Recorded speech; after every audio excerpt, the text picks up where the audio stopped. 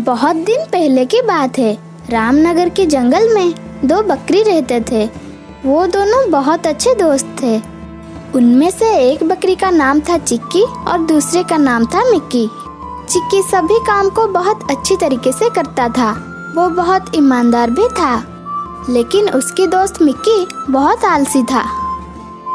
उसी जंगल में और भी बहुत सारे जानवर रहते थे। वो सब एक दूसरे की मदद करके मिलजुल के रहते थे। हमेशा शाम होते ही गिलहरी जाके एक पेड़ की डाली पर बैठकर पहरा देता था, क्योंकि शाम होते ही एक शेर शिकार पर निकलता था। जब भी शेर उनकी जंगल की तरफ आता था, तभी गिलहरी पेड़ के ऊपर से शोर मचाकर सभी को सावधान कर देता था। गिलहरी के शोर सुनकर सभी जानवर हाथी के पास आ जाते थे। शेर जब सभी जानवरों को हाथी के पास देखता था, तब वो दूर से ही वापस चला जाता था। इसी तरह सभी जानवर मिलजुल के एक दूसरे की हिफाजत करते थे। ऐसे ही कई दिनों गुजर गए।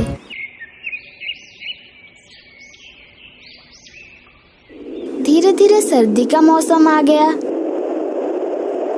एक दिन की बात है, चिक्की और मिक्की एक दूसरे के साथ बात कर रहे थे। अरे मिक्की, जब से सर्दी आई है ना, मुझे यहाँ पर रहने में बहुत तकलीफ हो रही है। बाकी सभी जानवर अपने अपने घरों में बहुत आराम से सो रहे हैं। कोई पेड़ पर, कोई गुफा में, कोई घोंसले पर। क्यों ना हम दोनों हमारे रहने के लिए कोई आरामदायक जगह ढूंढ ले। हाँ बहन चिक्की, बात तो सही है, लेकिन नया घर ढूंढने में बहुत समय लगेगा और फिर बनाने भी बहुत समय लगेगी। मुझसे इतना परिश्रम नहीं होगा। मैं इसी में ही ठीक हूँ। अगर तुम चाहो तो अपने लिए घर ढूंढ सकते हो। मिक्की की बात सुनकर चिक्की ने सोचा कि ये आलस की वजह से ऐसा बोल रहा है। फिर चिक्की ने मिक्की से बोला, ठीक है दोस्त, जैसी तुम्हारी मर्जी, लेकिन मैं यहाँ पर नहीं रुक सकता। मैं तो चला मेरे लिए घर ढूंढने के लिए। अगर तुम चाहो तो मेरे साथ आ सकते हो। ये बोलकर चिक्की वहाँ से चला गया और जंगल में इधर उधर घूम के कोई जगह ढूंढने लगा। ऐसे ही घूमते घूमते उसे एक अच्छी सी गुफा दिख गया और वो गुफा के अंदर चला गया। अरे वाह, ये जगह तो काफी अच्छा है। इसके अंदर तो मुझे ठंड भी नहीं लगेगी। फिर चिक्की मिक्की को अपने नए घर दिखाने के लिए उसे बुलाने के लिए गया।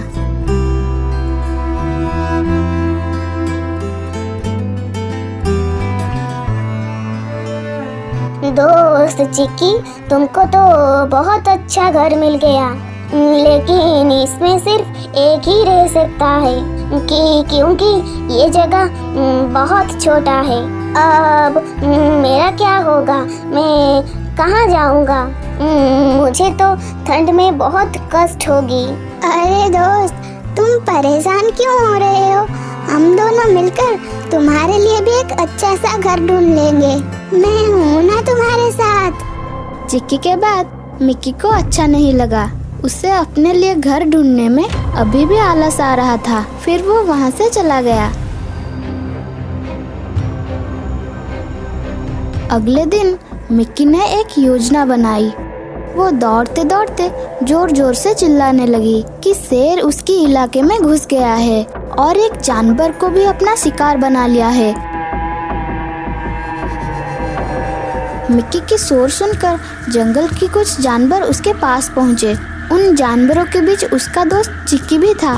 फिर हाथी मिक्की को बोलता है, अरे ऐसे कैसे हो सकता है? शेर तो शाम के वक्त शिकार करने के लिए आता है। लगता है तुम किसी और जानवर को शेर समझ लिया है। नहीं, मैं सच कह रहा हूँ, वो शेर ही था। मैं किसी और जानवर को नहीं देखा। मेरा यकीन मानो, जल्दी सावधान हो जाओ। अगर इस समय गिलहरी मौजूद होता तो वो जरूर बता देता कि वो शेर है या फिर तुम्हारा वहम? हाथी की ये बात सुनकर मिक्की बहाना बनाते हुए बोला, अरे यही तो अफसोस की बात है कि शेर ने जिस जानवर को मुंह में दबाकर घूम रहा है वो हमारा प्यारा दोस्त गिलहरी ही है। अब वो कभी वापस नहीं आएगा। गिलहरी शेर का निवाला बन गया है। मिक्की की ये बात सुनकर सभी जानवर को बहुत दुख हुआ। थोड़ा संभल कर हाथी ने बोला, अगर शेर ने सच में गिलहरी का शिकार कर लिया है तो शेर के आने की खबर देने वाला यहाँ पर और कोई नहीं है। अब हमारे लिए यहाँ पर रुकना खतरे से खाली नहीं है। चलो भाई लोग, हम सब इस जगह को छोड़कर यहाँ से चले जाते हैं। हाथी की बात सुनकर सभी जानवरों ने वहाँ से जाने की फैसला किया और चिक्की मिक्की भी उन सब के साथ चले गए। जाते जाते शाम हो गई। सभी जानवर एक अच्छी सी जगह देखकर वहाँ पर रुक गए और चिक्की मिक्की भी पास में खड़े होकर बात करने लगे।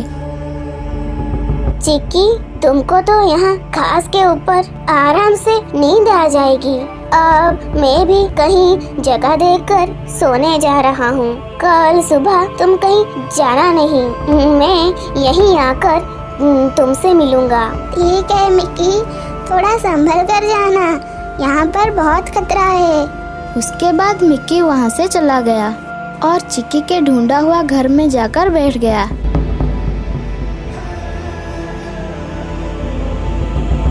इधर गिलहरी का पहरे देने का समय हो गया। गिलहरी अपने जगह पर आके बैठ गया।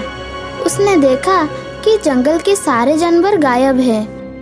तभी उसने दूर से शेर को आते हुए देखा। अरे, शेर तो इसी तरफ आ रहा है, लेकिन जंगल के सारे जानवर कहाँ गायब हो गए? मुझे तो कुछ समझ में नहीं आ रहा है। तभी गिलहरी ने दूर से मिक्की को घूमते हुए देखा और वो चिल्लाकर बोला, अरे मिक्की, जल्दी से यहाँ से भाग जाओ, नहीं तो कहाँ पर छुप जाओ। शेर तुम्हारी ही तरफ आ रहा है, जल्दी से यहाँ से भाग जाओ। गिलहरी की बात सुनकर मिक्की डर गया और उसने देखा कि सामने से शेर आ रहा है। तब वो भागकर चिक्की की गुफा में घुस गया और शेर भी उसके पीछे आकर गुफा के अंदर घुसने की कोशिश करने लगा। लेकिन गुफा के दरवाजा इतना भी बड़ा नहीं था कि वो शेर उसके अंदर जा पाता। इसीलिए वो बाहर खड़ा होकर दहाड़ने लगा। मिक्की उसे देखकर डर गया और जोर जोर से मदद के लिए पुकारने लगा। तभी पेड़ के ऊपर से गिलहरी ने देखा कि गुफा के अंदर से मिक्की की आवाज आ रही है और शेर गुफा के बाहर खड़ा है। उसके बाद गिलहरी ने बिना देर किए बाकी जानवरों को ढूंढने के लिए निकल पड़ा। थोड़ी देर जाने के बाद उसको चिक्की नजर आया और चिक्की गिलहरी को बाकी जानवरों के पास ले गया। गिलहरी को जिंदा देखकर सभी जानवर खुश हो गए। दूसरी ओर मिक्की गुफा के अंदर बैठ के सोच रहा था कि अगर वो झूठ बोलकर सारे जानवरों को भगाया नहीं होता तो आज वो इस मुसीबत में नहीं फंसता। इधर शेर गुफा के सामने वैसे ही बैठा हुआ था। फिर शेर ने पीछे मुड़कर देखा, हाथी कई जानवरों को लेके उसकी तरफ भागता हुआ आ रहा है।